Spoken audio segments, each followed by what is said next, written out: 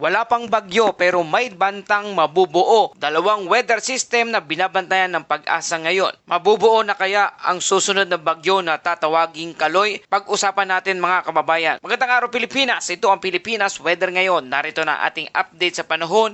Kung bago ka lang sa ating channel, please like, share, and subscribe para lagi kang updated sa panahon. Salamat sa iyong suporta. Ngayong araw ng Miyerkules, February 11 na po tayo mga kababayan. Ngayong araw may mahalagang babala at paliwanag tayo tungkol sa tropical cyclone threat potential para sa mga susunod na 2 linggo na inilabas ng Pag-asa. Mga kababayan, ayon sa Pag-asa, wala pang bagyo sa loob ng ating Philippine Area of Responsibility o PAR.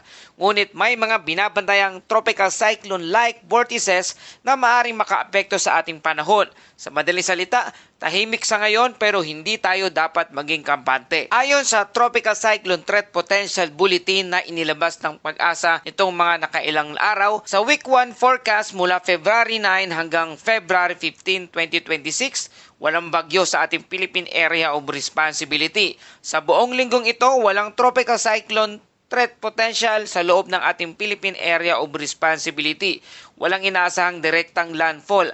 At magandang balita ito lalo na para sa ating mga kababayang mangingisda, mga biyahero, mga komunidad na kakabangon lang mula sa mga nagdaang bagyo. Pero mga kababayan, tandaan po, may binabantayang dalawang tropical cyclone-like vortex o TCLV ayon sa model forecast ng kanilang inalabas. Opo mga kababayan, dalawang tropical cyclone-like vortices o TCLV na maaring mabuo sa loob ng ating Pag-asa Monitoring Domain o PMD. Ang TCLB1 ay posibleng lokasyon sa southern part ng Palawan. Ang analysis nito mga kababayan, hindi pa ito bagyo, mahina ang tsansa na maging ganap na tropical cyclone. Pero maaring magdulot ito ng pag-ulan at mahinang hangin at maalinsangang panahon.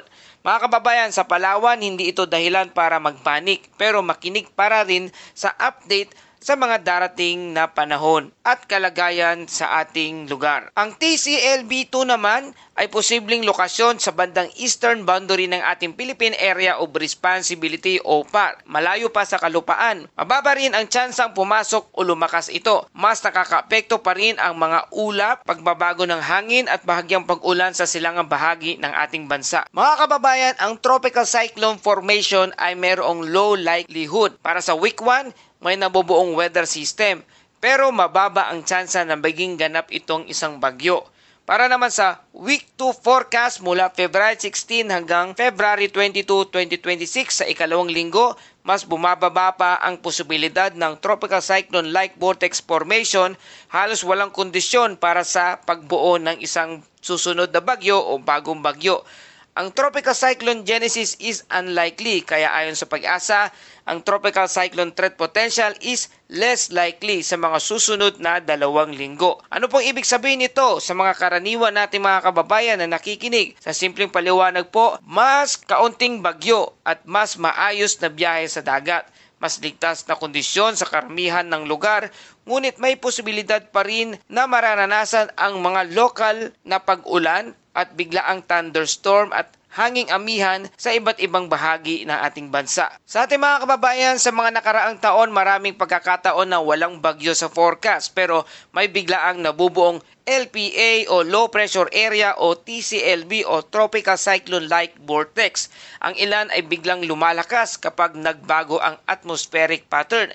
Kaya ang paalala po natin ay ang kawalan ng bagyo ay hindi ibig sabihin na kawalan din ng panganib. Kaya para po sa ating safety reminders, kahit mababa ang tropical cyclone threat potential na inilabas ng Pag-asa kamakailan, i-monitor pa rin natin ang opisyal na weather bulletin. Iwasan ang mga fake news sa social media at ihanda ang emergency contact at emergency kit o go bag. Para sa mga mangingisda naman nating kababayan, obserbahan ang ulap at hangin bago kayo pumalaot. At para sa ating mga kababayang local government unit o LGU, manatiling alerto sa anumang oras at panahon. At narito na po ang ating kasalukuyang sitwasyon ng panahon dito sa ating bansa.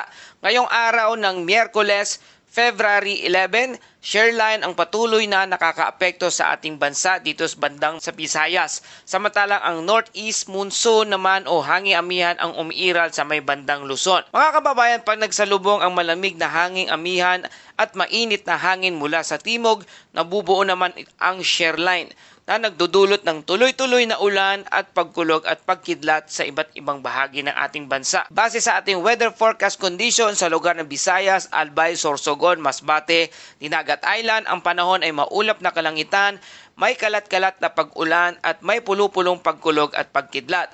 Dulot ito ng shearline. Ang posibleng epekto nito, mga kababayan, ay biglaang pagbaha, pagguho ng lupa sa mga bulubunduking lugar. Mga kababayan, kahit hindi tuloy-tuloy ang ulan, kapag bumuhos naman ito ng malakas, mag-ingat lalo na sa mga mabababang lugar na makakaranas ng mga landslide, pagbaha at pagguho ng lupa. Sa lugar naman ng Cagayan Valley, Car, Central Luzon, Bicol Region at natitirang bahagi ng Quezon, ang panahon ay maulap na kalangitan na may mahihinang pag-ulan. Dulot naman ito ng northeast monsoon o hanging amihan.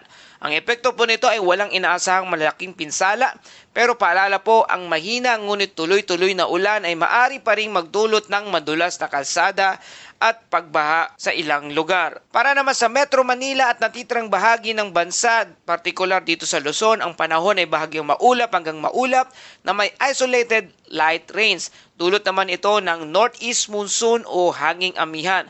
Wala pong masyadong epekto ito dito sa lugar ng Metro Manila. Pero paalala po, huwag maging kampante. Dala pa rin ng hanging amihan ang biglaang ambon, lalo na sa gabi at sa madaling araw. Patuloy pa rin po tayong makakaranas ng mahangin at malamig na pakiramdam. Sa natitirang bahagi ng Mindanao naman po, ang panahon ay bahagyang maulap hanggang maulap na may isolated rain shower o thunderstorm. Dulot naman ito ng localized thunderstorm. Posibleng epekto po nito ay flash flood at landslide kapag tumitindi at tuloy-tuloy ang pagbuhos ng ulan o thunderstorm. Para sa ating forecast, wind coastal water conditions sa silangang Central at Southern Luzon at Visayas, ang lakas ng hangin ay strong gale wind na mayroong direksyon pa northeast at ang dagat ay rough to very rough seas na may taas mula 2.8 hanggang 4.5 metro ang taas ng alon. Babala po, delikado para sa mga maliliit na sasakyang pangdagat. Sa natitirang bahagi ng Luzon at silangang Mindanao, ang lakas ng hangin ay moderate to strong wind na mayroong karagatan na moderate to rough seas na may alon mula 1.2 hanggang 3.4 metro ang taas. Mag-ingat ang mga kababayan nating mangingisda at biyahero sa dagat. Sa natitirang bahagi ng bansa, ang lakas ng hangin ay light to moderate winds na mayroong karagatan na slight to moderate seas na may alon mula 0.6 hanggang 2.1 metro ang taas. At para sa ating temperatura, pinakamababang temperatura na itala 23.1 degrees Celsius kahapon ng alas 7:40 ng umaga at ang pinakamataas na temperatura naman ay naitala 29.5 degrees Celsius bandang alas 2 ng hapon. Ibig sabihin po nito, mga kababayan, maalinsangan na tanghali pero presko sa umaga. Isang typical na hamihan pattern na patuloy nating nararamdaman sa ngayon. Para sa ating tide and astronomical info sa lugar ng Metro Manila, ang araw ay sisikat bandang mamayang alas 6:22 ng umaga at lulubog naman ito bandang alas 5:59 ng hapon. Mas maagang paglubog ng araw kaya mag-ingat sa biyahe sa gabi, lalo na kung maulan sa inyong lugar. Sa ating mga kababayan, paalala lang po, tuwing buwan ng Pebrero, mas madalas ang shearline events at kahit walang bagyo, malawak ang ulan na nararanasan sa ating bansa. Maraming insidente ng pagbaha dahil sa biglaang pagbuhos ng ulan. Ang aral po, hindi kailangang may bagyo para maging delikado ang panahon. At dumako na po tayo sa ating Bible verse of the day mula sa Mateo chapter 24 verse 42. Kaya't maging handa kayo dahil hindi ninyo alam kung kailan darating ang inyong Panginoon. Mga kababayan, sa buhay, hindi lahat ng pangyayari ay nasasabi agad. May mga pagkakataong biglaan tulad ng ulan, bagyo o pagsubok. Kaya't pinalalahanan tayo ng Panginoon na magbantay. Hindi dahil sa takot, kundi dahil sa kahandaan. Ang pagbabantay ay hindi ilang tungkol sa pagtingin sa paligid, kundi pag-ayos ng ating puso. Kapag handa ang ating pananampalataya, mas kalmado tayo sa gitna ng unos. Alam natin na anuman ang darating, may Diyos na gumagabay at nagbabantay sa atin.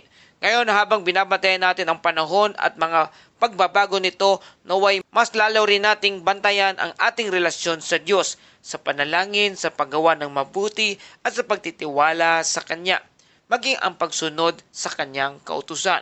Panginoon, turuan mo kaming maging mapagmatsyag at handa, hindi lamang sa mga pangyayari sa mundo, kundi lalo na sa aming pananampalataya sa iyo.